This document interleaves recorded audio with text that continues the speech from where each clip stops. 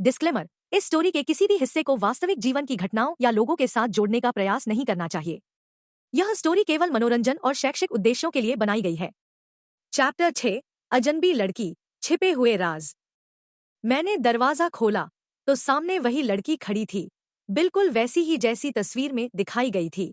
लेकिन तस्वीरें झूठ बोलती हैं। वास्तविकता कहीं ज्यादा खूबसूरत और कहीं ज्यादा रहस्यमय थी। उसकी आंखों में डर था, लेकिन वो उसे छिपाने की कोशिश कर रही थी। वो अंदर आई, अपने चारों ओर नजर दौड़ाई, जैसे किसी जेल में कैद की जा रही हो। नाम? मैंने पूछा। उसने मेरी तरफ देखा, फिर नजरें झुका ली। अवनी, उसने धीमे से कहा। अवनी? एक ऐसा नाम जिसमें मासूमियत भी थी और एक गूढ़ रहस्य भी। मैं जानता था कि ये लड़की सिर्फ एक दिखावा नहीं थी। इसके पीछे कोई कहानी थी, कोई ऐसा राज जिसे ये दुनिया से छुपा रही थी, और शायद मुझसे भी। तुम्हें पता है ना ये सब क्या है? मैंने पूछा। हाँ, वो बोली, एक सौदा। सिर्फ कुछ दिनों की एक्टिंग। नहीं, मैंने झुककर उसकी आंखों में देखा। ये सिर्फ एक्टिंग नहीं है, ये एक खेल है जिसमें हार तुम्हारी नहीं, मेरी भी नहीं, बल्कि उस इंसान की होनी चाहिए जिसने मेरे बचपन को नरक बना दिया। वो चौकी। मैंने उसे बैठने का इशारा किया। तुम्हें बस मेरा साथ देना है, सब कुछ वैसा ही करना है जैसा मैं कहूं, मैंने कहा। वो चुप रही, फिर बोली, अगर मैं कुछ गलत कर बैठी तो? मैंने मुस्कुरा कर कहा, तब तो तुम्हें सच में मेरी बीवी बनना पड़ेगा, हमेशा के लिए। उसकी सांस रुक गई और मेरी नजरों में खेल शुरू हो चुका था। क्या अवनी सिर्फ एक किराए की दुल्हन है, या उसके अतीत में छिपे हैं ऐसे राज जो युग रंधावा की जिंदगी को उल्टा कर देंगे? जानिए नेक्स्ट चैप्टर में। चैप्टर 7, उसकी आंखों में जो सवाल थे। रात का सन्नाटा था, हवाओं में नमी थी, जैसे कोई तूफान आने से पहले की खामोशी। मैंने खिड़की से बाहर झांका। शहर की रोशनी उस लड़की के अतीत की तरह धुंधली लग रही थी। वो मेरे रूम के एक कोने में बैठी थी, घबराई हुई, अपने हाथों को बार बार मसलते हुए। अवनी, मैंने धीरे से पुकारा। वो चौंकी, जैसे कोई चोर पकड़ा गया हो।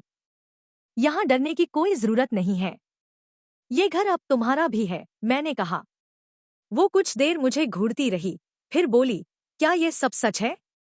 शादी, सौदा, या ये भी किसी बदले का हिस्सा है? मैं उसकी आंखों में देखता रहा। वो मासूम थी, पर बुद्धिमान। वो जानती थी मैं कुछ छिपा रहा हूं। सब कुछ एक वजह से हो रहा है, अवनी, और तुम उस वजह का हिस्सा बन चुकी हो, मैंने कहा। लेकिन क्यों मैं? वो लगभग फुसफुसाई। क्योंकि।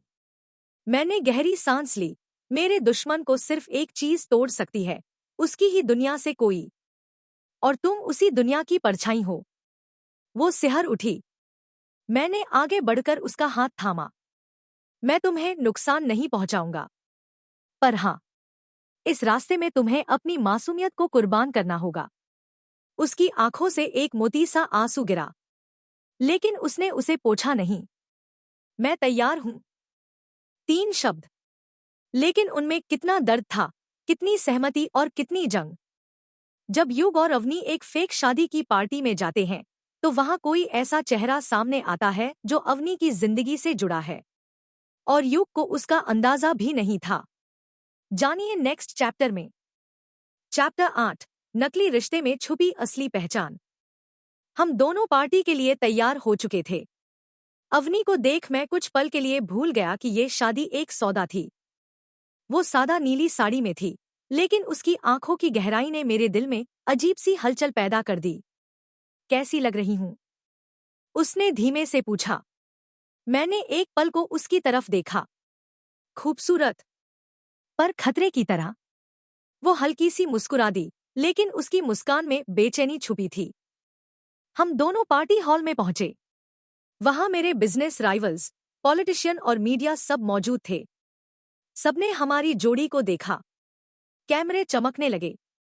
मिस्टर युग Raichand, congratulations on your marriage, एक तेज आवाज आई। मैंने मुड़कर देखा। राघव मेहरा। मेरी निगाहें टकराईं और फिर मैंने देखा अवनी की आंखों में एक सिहरन। उसका चेहरा पीला पड़ गया। क्या हुआ? मैंने धीरे से पूछा।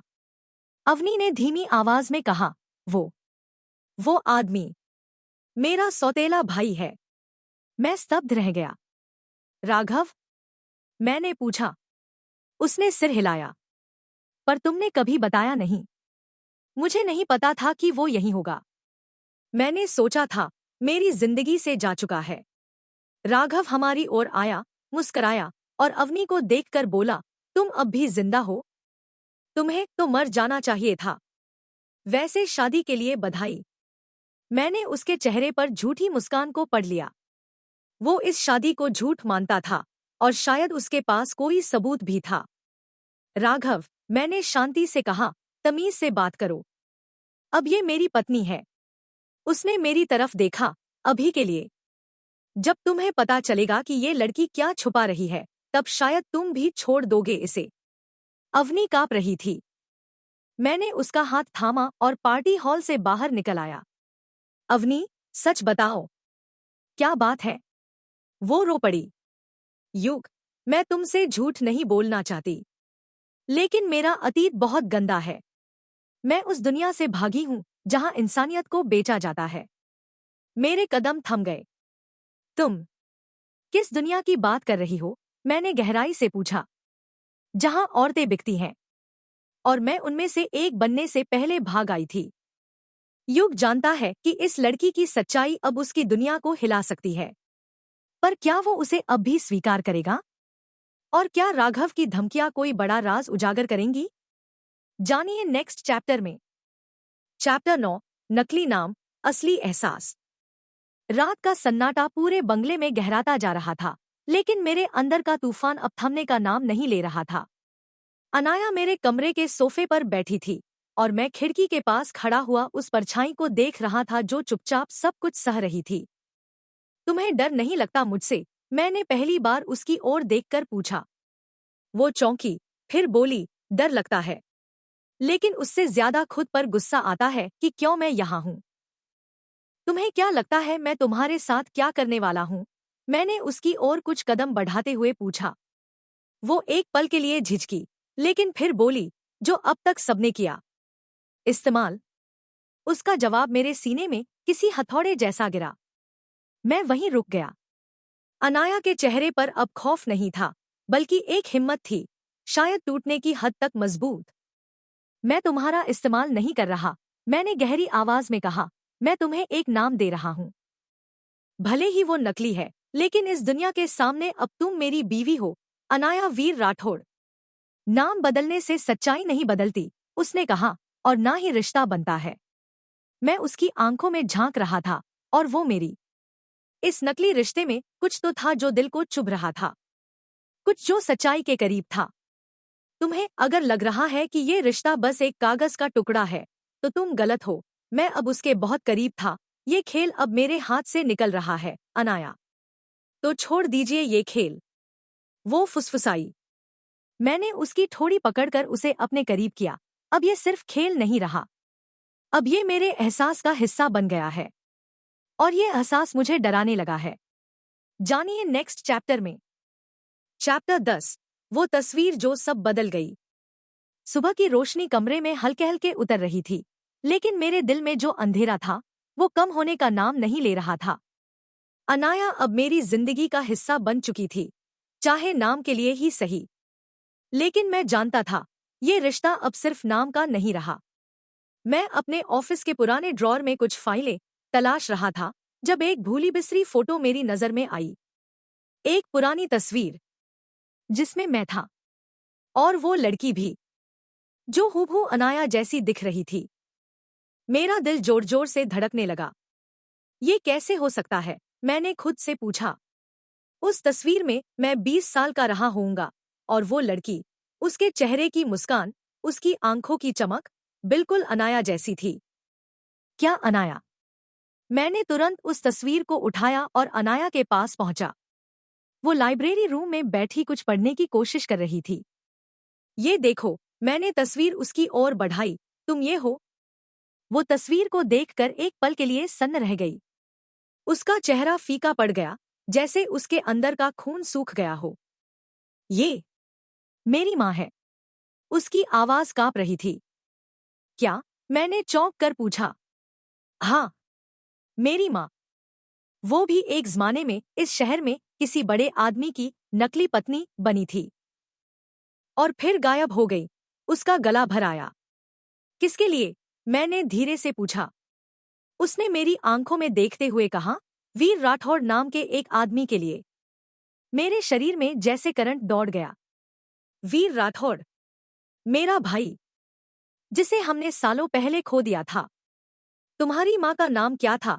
मैंने धीरे से पूछा। अनवी। अनवी मेहरा। मैं वहीं बैठ गया। दिमाग सुन्न हो गया था। तो तुम अनवी की बेटी हो? मैंने खुद से कहा। और ये सब कुछ इत्तेफाक नहीं हो सकता। अब ये खेल नहीं रहा। अब ये कर्ज था। परिवार का, खून का, इतिहास का और शायद प्यार का भी। जानिए नेक्स्ट चैप्टर में। चैप्टर 11, अधूरी दास्तान और छिपा सच। First person, Rudra. मैं उस तस्वीर को हाथ में लिए बैठा था। अब वो सिर्फ एक फोटो नहीं थी, वो मेरी जिंदगी के हर फैसले को बदल देने वाला सच बन चुकी थी। अनाया मेरी नकली बीवी नहीं थी। वो उस औरत की बेटी थी जिससे मेरा भाई वीर राठौड़ कभी बेइंतहा मोहब्बत करता था। अनवी मेहरा। मैंने तस्वीर को फिर देखा। मेरे भाई की आंखों में उसी लड़की की चमक मैं हर रोज देखता था। लेकिन मुझे नहीं पता था कि वो मोहब्बत एक राज बनकर दफन हो चुकी थी। मैंने अपने पर्सनल लॉकर से एक पुरानी डायरी निकाली, वीर की डायरी। वो डायरी मैंने उसकी मौत के बाद रख ली थी, लेकिन कभी पढ़ने की हिम्मत नहीं जुटा पाया था। आज उसे खोलना वक्त का तकाजा था। डायरी, 14 अगस्त। अनवी से मिलने के बाद सब बदल गया। वो सिर्फ खूबसूरत नहीं, वो जिंदा थी। और मुझे भी जिंदा कर दिया। लेकिन राठौड़ खानदान को ये मंजूर नहीं। एक आम लड़की को हमारे नाम के साथ जोड़ना हमारे घर की बेइज्जती कहलाता है। उन्होंने मुझे धमकाया, या तो विरासत या वो लड़की। डायरी, 2 सितंबर। मैंने सब छोड़ दिया, लेकिन वो लोग चुप नहीं बैठे। अनवी को उठा लिया गया। मैंने हर जगह ढूंढा, लेकिन वो गायब हो गई। और उसी दिन से मैं मरने लगा। मैंने डायरी बंद की और अनाया की ओर देखा, जो अब अपनी माँ की सच्चाई जान चुकी थी। उसकी आंखों में सवाल थे और जवाब सिर्फ मेरे पास थे। क्या मेरी माँ तुम्हारे भाई की बीवी थी? उसने पूछा। नहीं, लेकिन उससे भी बढ़कर वो उसकी जान थी, मैंने जवाब दिया। अनाया का चेहरा सख्त हो गया। फिर मेरे साथ ये सब क्यों हुआ, रुद्र प्रताप सिंह? मैंने आंखें बंद कर ली। शायद किस्मत ने हमें आमने सामने लाकर एक अधूरी मोहब्बत की कहानी पूरी करने भेजा है। तुम्हारी माँ की मोहब्बत अधूरी थी और तुम उसकी वारिस हो। मैं उसे पूरा करूंगा। इस बार कोई राठौड़ दीवार नहीं बनेगा। वो चुपचाप खड़ी रही। फिर उसने कहा, अगर तुम वाकई सच्चे हो तो मुझे मेरी माँ चाहिए, चाहे उसकी लाश ही क्यों न हो। मेरे रगों में खून खौल गया। अब खेल खत्म नहीं, शुरू हुआ है। अब मैं वीर की मौत का बदला भी लूंगा और तुम्हारी माँ का इंसाफ भी। जानिए नेक्स्ट चैप्टर में। चैप्टर 12, जज्बातों की गिरफ्त।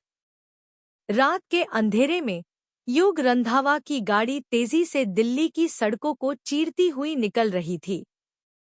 उसके चेहरे पर अब कोई घमंड नहीं था, ना कोई जीत का अहंकार। उसकी आंखें अब बस एक शख्स को तलाश रही थीं, अंजलि। वो अंजलि जिसे उसने एक सौदे की तरह अपनी जिंदगी में लाया था और अब जो उसके लिए एक जरूरत से बढ़कर कुछ बन चुकी थी। क्या मैं सच में उससे मोहब्बत कर बैठा हूँ? युग ने खुद से पूछा। गाड़ी एक झटके से रुकी। सामने हॉस्पिटल की इमारत चमक रही थी।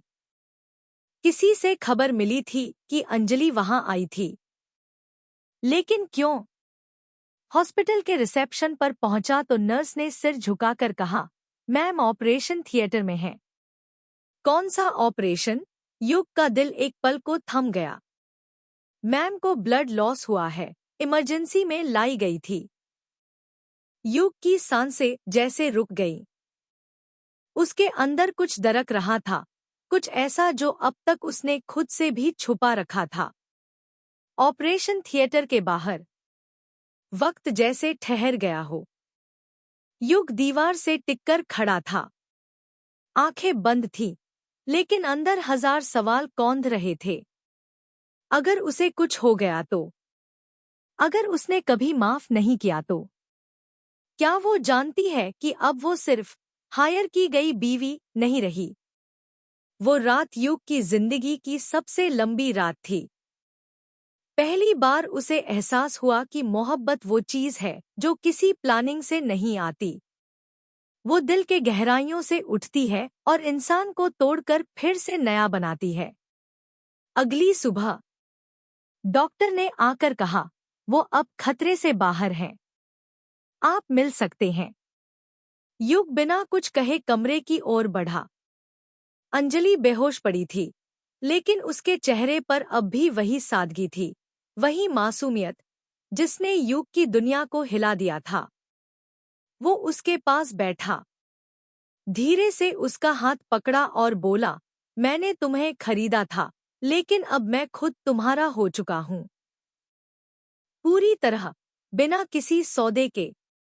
कमरे में खामोशी थी, लेकिन उस खामोशी में युग की मोहब्बत की गूंज गूंज रही थी। जानिए नेक्स्ट चैप्टर में। चैप्टर 13, दिल की दस्तक। अंजलि की पलकों ने धीरे धीरे हिलना शुरू किया। आंखों में धुंध और दिल में अनजाना सा बोझ लिए जब उसने पहली बार आंखें खोली, तो सामने युग रंधावा को देखकर उसका माथा सिकुड़ गया। तुम यहाँ? उसकी आवाज बहुत धीमी थी, जैसे हर शब्द दिल से उठ रहा हो। युग ने हल्की मुस्कान के साथ उसका हाथ थामा, जो अब भी नाजुक सा पड़ा था। मैं सिर्फ यहाँ नहीं हूँ, अंजलि। मैं अब हमेशा तुम्हारे पास रहूंगा, अगर तुम चाहो तो। अंजलि ने अपना हाथ धीरे से खींच लिया। मैं कोई चीज नहीं जिसे तुम रखो या फेंको जब मन किया। तुमने मेरी जिंदगी को एक सौदा बना दिया था, युग। उसकी आवाज कांप रही थी, आंखों में आंसू थे। लेकिन युग शांत था। आज वो लड़ नहीं रहा था, बस सुन रहा था, पहली बार पूरी तरह। मुझे नहीं पता कि ये सब कैसे हुआ, युग बोला। लेकिन तुम मेरे लिए बस एक हायर की गई बीवी नहीं रही। तुमने मुझे वो दिखाया जो मेरी दुनिया में कभी था ही नहीं, प्यार, भरोसा और इंसानियत। अंजलि की आंखों में अब सिर्फ एक सवाल था, तो अब क्या? जो कुछ भी टूटा, क्या वो वापस जुड़ सकता है? युग ने आगे झुककर कहा, अगर तुम चाहो तो मैं हर दिन तुम्हारा भरोसा जीतने की कोशिश करूंगा। मैं हर जख्म भरने के लिए वक्त दूंगा। मैं सौदे नहीं, सच्चा रिश्ता चाहता हूं। बस एक मौका दो, अंजलि। अंजलि का चेहरा पढ़ पाना मुश्किल था। उसमें सन्नाटा भी था, तूफान भी। उसने आंखें बंद कर ली और धीमे से कहा, मुझे वक्त चाहिए। अपने लिए, अपने जख्मों के लिए। युग ने सिर हिलाया। जितना वक्त चाहिए। मैं यहीं रहूंगा, तुम्हारे पास, बिना किसी शर्त के। कुछ दिन बाद अंजलि अब धीरे धीरे ठीक हो रही थी, लेकिन अंदर एक नया द्वंद्व शुरू हो गया था। क्या वो अपने अतीत को भूल सकती थी? क्या युग वाकई बदल चुका था या फिर ये भी कोई चाल थी? और कहीं ना कहीं उसके दिल के सबसे कोने में कुछ धड़कने लगा था।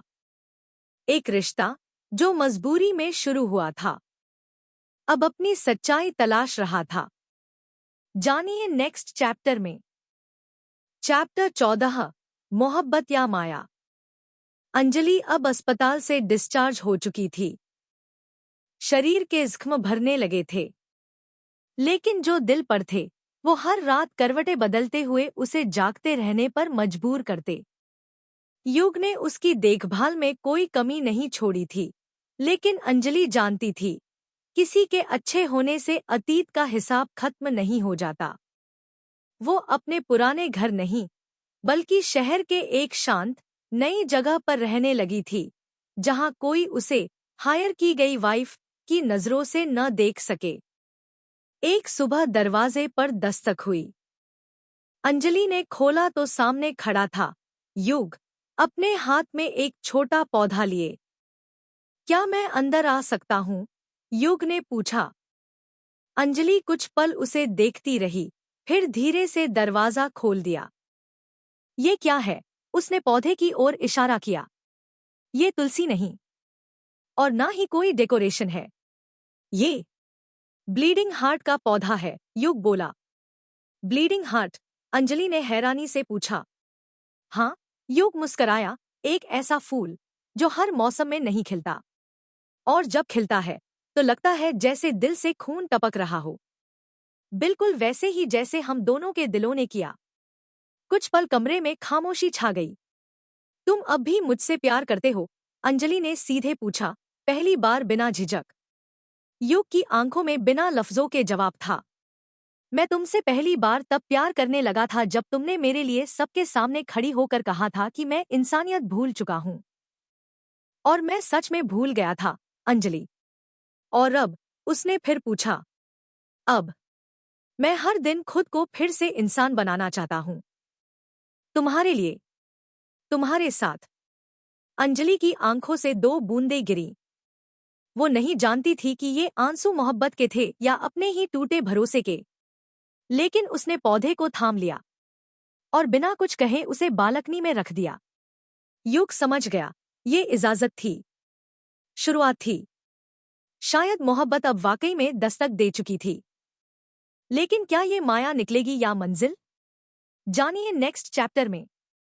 चैप्टर 15 सौदों से आगे। एहसासों की कीमत। बारिश की बूंदें शहर की सूनी सड़कों पर नाच रही थी। बालकनी में रखा ब्लीडिंग हार्ट का पौधा धीरे धीरे हरा हो रहा था, जैसे उसकी हर पत्ती अंजलि के भीतर पल रहे सवालों की परछाई हो। अंजलि ने पहली बार आईने में खुद को देखा। ना वो लड़की थी जो एक मजबूरी में किसी सौदे का हिस्सा बनी थी, ना ही वो अब वो थी जो किसी की दया पर जिंदा थी। वो बदल रही थी, और ये बदलाव युग की वजह से नहीं था, बल्कि खुद उसकी अपनी सोच की वजह से था। लेकिन युग युग अभी भी वही था, या शायद नहीं। युग के ऑफिस में।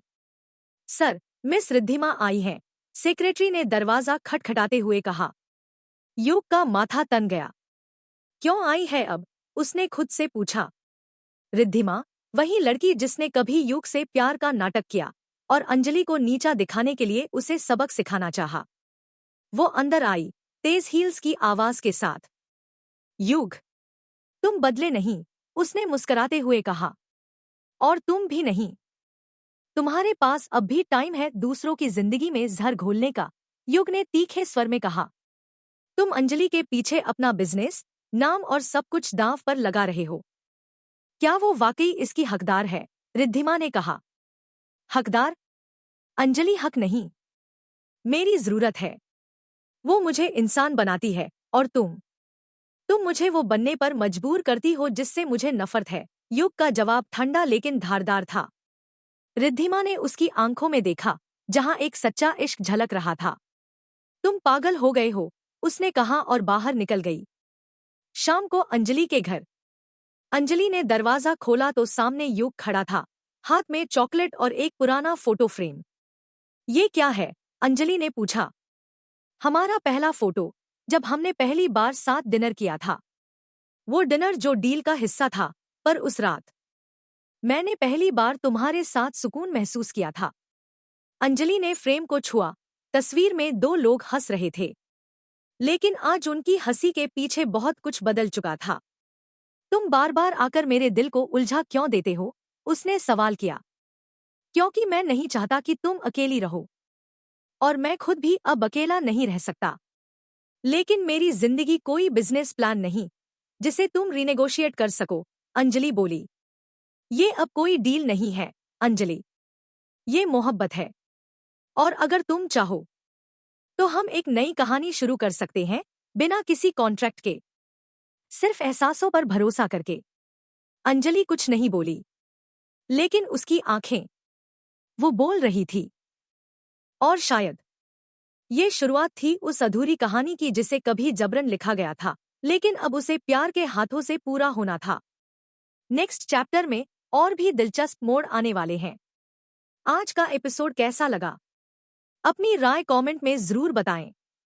साथ ही इस वीडियो को लाइक करें और अपने दोस्तों के साथ शेयर करना न भूलें।